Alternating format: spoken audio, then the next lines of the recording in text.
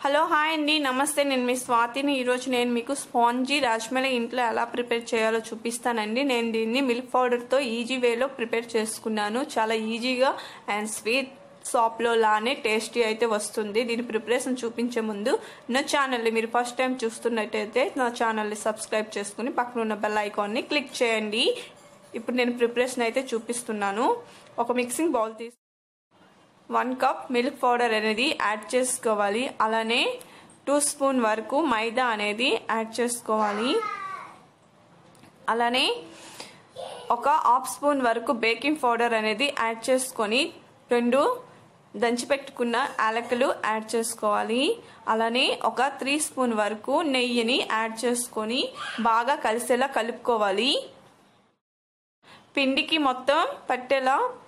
నెయ్యిని కలిపెట్టుకోవాలి ఆ తర్వాత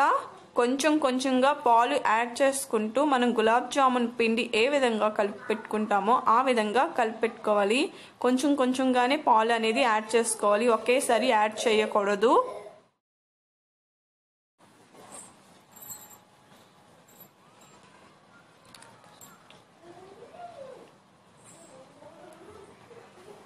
మనకి ఇక్కడ ఈ కంటెస్టెంట్ లో పిండి కలిపి పెట్టుకొని పక్కన పెట్టుకోవాలి ఇప్పుడు మనం గ్యాస్ ఆన్ చేసి పెట్టుకొని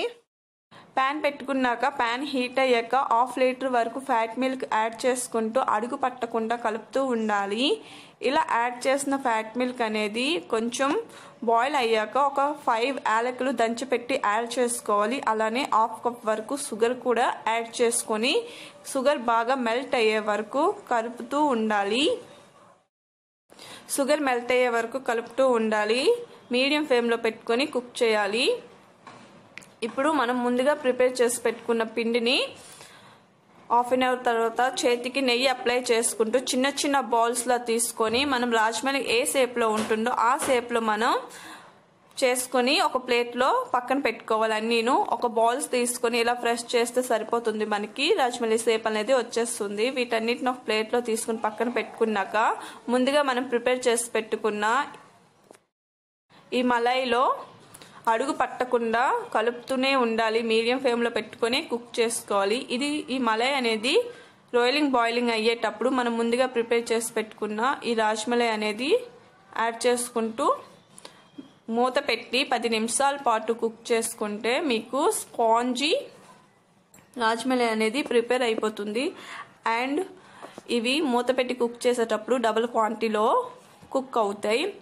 చూసారు కదా మనకి ఇక్కడ డబుల్ క్వాంటిటీలో కుక్ అయితే అయ్యాయి ఇప్పుడు గ్యాస్ ఆఫ్ చేసుకుని డ్రై ఫ్రూట్స్తో సర్వ్ చేసుకుని ఒక సర్వింగ్ ప్లేట్లో సర్వ్ చేసుకుంటే రెడీ అయిపోతుంది